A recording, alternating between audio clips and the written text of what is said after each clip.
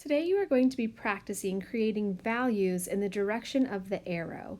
So each square is going to have a gradient or a value scale that blends from dark to white in the direction of the arrow beside it. This first example, you can see that I am building up my layers, so I am going to have to go over my square multiple times and create layers to make the right values. I'm also practicing craftsmanship when I do this, and so when I'm all done with each of my boxes, I'm going to go back and I'm going to make sure that I don't have any lines outside of my box or smudge marks from my finger. So as you continue on through this worksheet, you are going to be practicing making your values going different directions.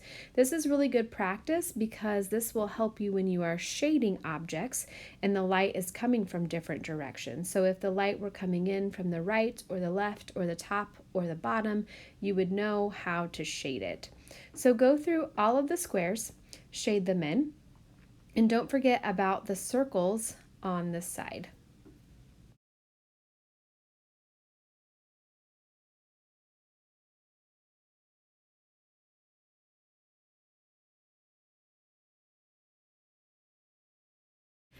I have obviously sped up the video, so I am shading very quickly. At this point, you can pause to complete your boxes and circles. Just like when we practice together, we're going to apply these values to our shapes. We have to first figure out where the light source is coming from. So each shape has a flashlight, which shows you which direction you will be shading from. So our light is up here in the top right space, and our values go from light and kind of work their way down to dark from top right corner to bottom left corner. So I'm going to start with my shadows first, and I'm going to get in that darker value along the edge of my cylinder. This is the spot where not a lot of light is shining onto my can. So it will be the darkest value.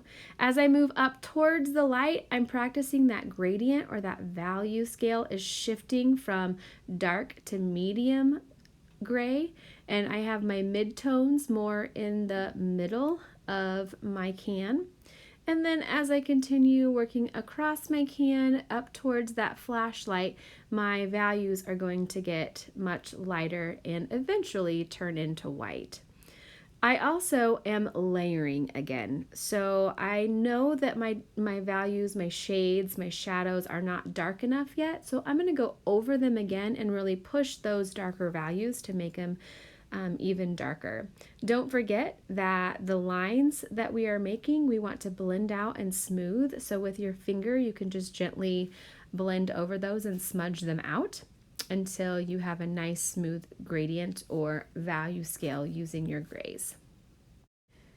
Don't forget about the top of your cylinder as well. So that top is not completely in the light. You see that the light is shining a little bit lower.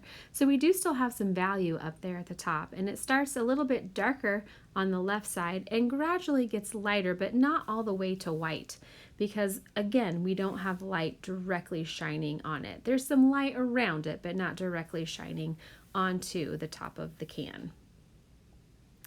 When you're ready, we're going to add in the cast shadow. Remember that the cast shadow is on the opposite side of the light source. So I also want my shadow to come out at the same angle as my light is hitting the can. So I've kind of made an outline of where my shadow should go. Our shadow always matches the shape of the original object that we're drawing. My shadow is going to start a lot darker towards the base of the object, and as it moves away from the can, it will get lighter and eventually fade out into white. So I am using a little bit of smudging. I'm using my eraser there to erase those outlines. I don't want the outlines left when I'm all done. And I'm just going to keep blending and adding layers until my shadow looks complete. Don't forget about the reflection, the light that jumps back onto your object. So once you're done shading, take an eraser and erase out that reflected light, which should be just a skinny little reflection at the very bottom of your cylinder. Feel free to follow along with me for the next two shapes if you would like to, or if you feel comfortable shading on your own, you can complete the next two shapes on your own.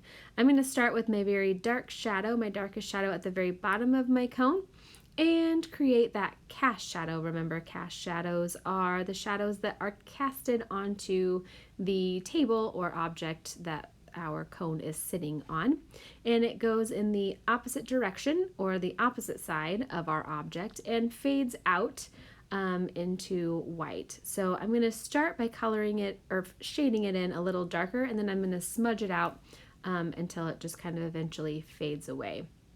So this time I'm starting with my darker values, and then I'm going to go back in and shade along the side with a darker value and wrap my value around my cone using that kind of curved line to make my cone look a little bit more three-dimensional. Flat lines will make our shapes look flat, so I'm curving my lines as I continue to shade. Again, I'm layering. Always build up your layers. You don't have to get it right on the first try. Keep adding layers until it becomes as dark as you need it to be. Don't forget your light source, and don't forget to make your values smudge or blend together so it's a nice, smooth, blended value when you're all done.